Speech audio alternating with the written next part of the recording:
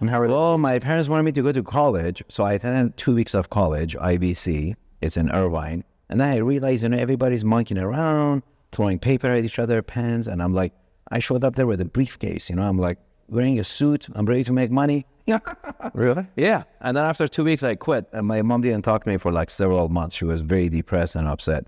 But I was eager to make money, right? So at age 18, I started my own business selling nuts door to door. That was my first business.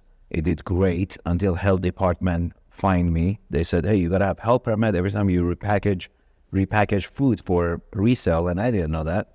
So I closed that, but I had about $20,000 saved.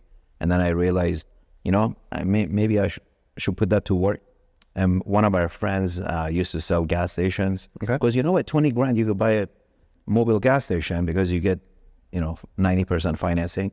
I'm like, really? I was 20. I think 20 at the time. So we opened escrow. I put my $20,000 in a bank, gave me a loan officer, turned out to be a con artist, and I lost all my money. So that was my first real failure, back to zero.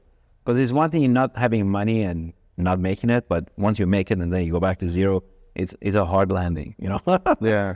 So, and then I went back to working at Winston Tires to, again, work for somebody else to save money.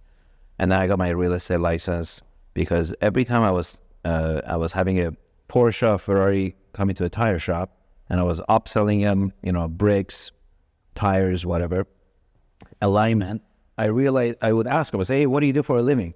And they would say, oh, either I'm an attorney, but 9 out of 10 times either they own a mortgage company or real estate, right?